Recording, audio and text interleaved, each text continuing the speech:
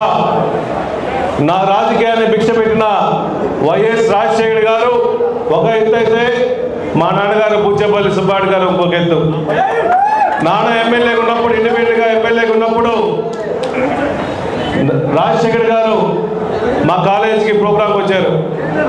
నా సుబ్బన్న నెక్స్ట్ ఎలక్షన్లో ఎవరు పోటీ చేస్తున్నారు, నువ్వా నీ కొడుకు అంటే డాడీ ఆలోచించకుండా మా కొడుకే సీట్ ఇయ్యని చెప్పేసి ఆయన పదవిని కూడా తృణప్రాయంగా వదిలేసి నా కోసం రాజకీయ భిక్ష పెట్టిన ఇంకొక నాయకుడు మా నాన్నగారు అని చెప్పేసి సభాముఖంగా తెలియజేస్తున్నాం. ఇక్కడ వచ్చేసిన నా సొంత తమ్ముళ్ళు, నా కుటుంబ సభ్యులు, నా శ్రేయోభిలాషులు. ఎందుకు తమ్ముళ్ళు అని చెప్తున్నా అంటే నేను రాజకీయాలకు వచ్చి 20 సంవత్సరాలు అయింది. ఇంకా తెల్ల జుట్టు రాదని కొంచెం కుర్రోడు అనుకుంటారేమో. ఇంకా 2004 నుంచి సుదీర్ఘంగా ఇప్పుడు 2024 కరెక్ట్గా ఇదే టైంలో నాన్నగారు ఎలక్షన్తో తిరిగి ఇప్పటికి 20 సంవత్సరాలు అయింది. ఆ రోజు రాజశేఖర్ గారు పుణ్యం అని చెప్పేసి 2009లో ఎమ్మెల్యే అయ్యాము. మళ్ళా జగన్మోహన్ గారు పుణ్యం అని చెప్పేసి మళ్ళా అమ్మకి చెప్పి చైర్పర్సన్ ఇచ్చారంటే జగన్మోహన్ గారు వాళ్ళతో కలిసిన నాయకులు కానీ కార్యకర్తలు కానీ ఎంతగా గుర్తించుకుంటాడని చెప్పి మీరందరూ గమనించండి. జగన్మోహన్ గారు నాయకుల్ని కానీ కార్యకర్తలు కానీ ఎప్పుడూ మర్చిపోలేడు. నన్ను ఆయన ఓదార్పు యాత్రలు కానీ పాదయాత్రలు కానీ కలిసి తిరిగాను కాబట్టి నన్ను గుర్తించి నాకు ఈ అవకాశం ఇచ్చాయంటే జగన్మోహన్ గారు రాజశేఖర్ గారు లాగానే వాళ్ళ కార్యకర్తల్ని వాళ్ళ ప్రజల్ని గుర్తుపెట్టుకుంటారని చెప్పేసి నేనే నిదర్శనం అని చెప్పి సభాముఖంగా తెలియజేస్తున్నా. అదేవిధంగా మన ప్రీతం నాయకులు వైఎస్ జగన్మోహన్ గారి గురించి ఒక మాట చెప్పాలి. అతను ఎంపీ పదవిని పాదయాత్ర స్టార్ట్ చేసేప్పుడు కాంగ్రెస్ పార్టీని ఎదుర్కొని ఆయన ఎన్నో కష్టాలు అనుభవిస్తారని తెలిసి కూడా జైల్లో పెడతారని తెలిసి కూడా నా పేద ప్రజలు, నా నాయకులు, రాజశేఖర్ ఆశయాల కోసం పనిచేసే ఈ రాష్ట్ర ప్రజానికానికి మొత్తం అండగా ఉండాలని చెప్పేసి జగన్మోహన్ ఎన్ని కష్టాలు పడ్డా మన కోసం మన పార్టీని పెట్టి మన పేద ప్రజల కోసం అండగా ఉండి మన పేద ప్రజలను ఇప్పటికీ కాపాడుకున్న నాయకుడు ఒక వైఎస్ జగన్మోహన్ చెప్పేసి సభాముఖంగా తెలియజేస్తున్నా. జగన్మోహన్ గారు ఈ రాష్ట్రంలో మాట తప్పని మడవ తిప్పుడు వంశంలో పుట్టిన రాజశేఖర్ గారి ముద్దుల కొడుకు జగన్మోహన్ గారు రాజశేఖర్ గారి కన్నా మిన్నగా ఇందాక మన సీనియర్ చెప్తున్నాడు. రాజశేఖర్ గారు ఒక తరం అయితే రాజశేఖర్ గారితో పాటు రాజశేఖర్ గారు చేసిన పథకాలను చేస్తూ కొత్త పథకాలని ప్రవేశపెట్టి రాష్ట్రానికి పేద ప్రజలకు అండగా ఉన్న నాయకుడు ఒక వైఎస్ జగన్మోహన్ అని చెప్పేసి సభాముఖంగా తెలియజేస్తున్నా. చంద్రబాబు నాయుడు రోజు సంకల్పం గుర్తుకుంటా ఉన్నాడు. ఐటీ నావాలో వచ్చిందని. హైదరాబాద్లో శంకుస్థాపన చేసింది అతను కాదయ్యా, వేరే ముఖ్యమంత్రి చేస్తే ఇతను ఓవర్గా ఆ కాయలు తిన్నాడు తప్ప అతను ఏమీ చేయాల. నువ్వు నిజంగా ఐటీ ఎంప్లాయీస్కి మేము చేసామని చెప్పుంటే నీకు 2014లో జనాలు నమ్మి నీకు ఓట్లు వేశారుగా, నువ్వే హైదరాబాద్ డెవలప్ చేసేవాడా, అమరావతి అని చెప్పేసి ఉల్తి కలబోలు మాటలు చెప్పి అంత గ్రాఫిక్స్ మాయ చేసేసి ఆ రాష్ట్రాన్ని మొత్తం బస్సు పెట్టించాడు చంద్రబాబు నాయుడు. చంద్రబాబు నాయుడుకి ఏ విజన్ లేదు. ఆయనకి ఆశ ఒక సీఎం కుర్చీలో కూర్చోవాలని చెప్పి ఆశ తప్ప ఇంకోటి ఏం లేదని చెప్పి సభాముఖంగా తెలియజేస్తున్నా. ఆశతో పనిచేసేవాడు ఈ రాష్ట్రాన్ని దోచుకుంటాడు తప్ప అభివృద్ధి చేయడు. ఆశయంతో పనిచేసేవాడు ఈ రాష్ట్రానికి జగన్మోహన్ గారి రాష్ట్రాన్ని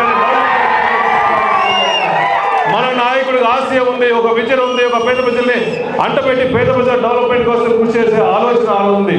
ఈ రాష్ట్రంలో కరోనా వచ్చి 3.5 సంవత్సరం రాష్ట్రం ఇబ్బంది పడుతున్నా కూడా మాట మీద నిలబడ్డాను, పేద ప్రజలకు హామీలు ఇచ్చాను, పేద ప్రజల డెవలప్మెంట్ కృషి చేస్తా అని చెప్పేసి ఎన్నో ఇబ్బందులు పడినా ఆయన ఎలక్షన్ ముందు ఇచ్చిన హామీలను తూచా తప్పకుండా ఇప్పటికీ ఈ రాష్ట్రంలో సుమారుగా 122 సార్లు బటన్ నొక్కింది. ఎవరి కోసం? మన పేద ప్రజల కోసం, మన కార్యకర్తల కోసం, రాష్ట్రం బాగా డెవలప్ అవ్వాలని చెప్పేసి తప్ప వేరే ఆలోచన లేదు. చాలా మంది టీడీపీ నాయకులు చెప్తుంటారు 1-2 రోడ్లు బాగలేవు అని చెప్పేసి గుంటల రోడ్లు చెప్పేసి పడతారు. జగన్మోహన్ గారు ఒకటి ఆలోచించారు, నా రాష్ట్ర ప్రజలందరూ పట్టెడు అన్నం తిరగడానికి ముఖ్యంగానే ఈ 1-2 రోడ్లు లేట్ అయినా పర్లేదు, నేను మాట మీద ఇచ్చిన ప్రకారం మాట నిలబెట్టే ప్రకారం అన్ని పథకాలన్నీ డెవలప్ చేస్తూ అన్ని పథకాలని పేదవాళ్ళకి చేరాలనే ముఖ్య ఉద్దేశం జగన్మోహన్ గారి ఒక ఆశయం. అదేవిధంగా నేను బూచేపల్లి సుబ్బారెడ్డి గారి కొడుకుని ఒకటే నేర్చుకున్నా, ఒకరి దగ్గర చేయి చాపే నైజం నాకు లేదు, బూచేపల్లి కుటుంబానికి లేదు. మా నాన్నగారు మాకు అది నేర్పించలా. ఉన్న 10 రూపాయలు పేదవాళ్ళ కోసం, వాళ్ళ అభివృద్ధి కోసం చారిటబుల్ ట్రస్ట్ వాళ్ళు పదవులు ఉన్నా పదవులు లేకపోయినా దర్శి నియోజకవర్గాన్ని అభివృద్ధి పదవులు నడిపించుకుంటూ పేదవాళ్ళకి సహాయం చేస్తూ ఎన్నో చారిటబుల్ ట్రస్ట్ ద్వారా ఎన్నో కార్యక్రమాలు చేస్తున్నాం. గతంలో నాన్నగారు బాగలేనప్పుడు మొన్న 2019లో నేను పోటీ చేయాల, నా కోసం ఆయన ఎమ్మెల్యే సీటే తృణప్రాయంగా వదిలేసి ఆయన ఆరోగ్యం బాగలేనప్పుడు నా పదవి కోసం నేను పోరాడేసి నేను ఎమ్మెల్యే అయితే నేను బూచేపల్లి సుబ్బారెడ్డి గారు కొడుకును అవ్వను. ఎందుకంటే జగన్మోహన్ గారు నా మీద ప్రేమతో, మా కుటుంబం ప్రేమతో శివ నువ్వు నామినేషన్ చేసి కూర్చో, నేను గెలిపిస్తా అని చెప్పి నామినేషన్ చేస్తే పాటే అన్ని గ్రామాలు తిరగాలి, ఓట్లు అడగాల్సిన బాధ్యత నాకు ఉంటుంది.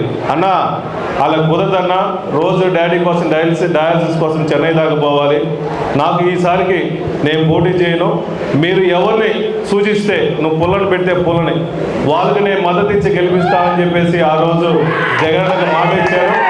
జగన్కు మాట ఇచ్చిన ప్రకారం మంచి మెజారిటీతో నూతలపాడు కానీ దర్శి కూడా గెలిపించుకున్నాం. ఎందుకంటే చాలా మంది చెబుతున్నారు శివ దగ్గర డబ్బులు లేవు, పోటీ చేయడం ధైర్యం లేదని చెప్తారు. నాకు డబ్బులు లేదు, ఇంతమంది కార్యకర్తలు అండగా ఉండే నాకు డబ్బులు. నేను ఈరోజు ఈ కార్యక్రమానికి మా అయితే 300 మంది 400 మంది వస్తారనుకున్నా. ఇదేందో హైదరాబాద్ ఎలక్షన్ చేసినట్టుంది, కానీ దర్శిలో ఆ జనాలు ర్యాలీ చూస్తే ఏదో నామినేషన్ పోతారని పరిస్థితి వచ్చింది. కానీ మాకు మద్దతుగా మా ఇంతమంది అన్నదమ్ములు నా కోసం పనిచేస్తున్నారు. మా పేద ప్రజల కోసం, జగనన్న సైనికుల కోసం వాళ్ళ సపోర్ట్గా నాకుంటా అని చెప్పి ఇంతమంది బాసలుగా అందించిన ప్రతి ఒక్క ఐటీ సోదరులందరికీ మరీ నమస్కారాలు. అదేవిధంగా ఈ రాష్ట్రంలో మంచి చేసే నాయకుడు ఎవరో మీరందరూ గమనించండి.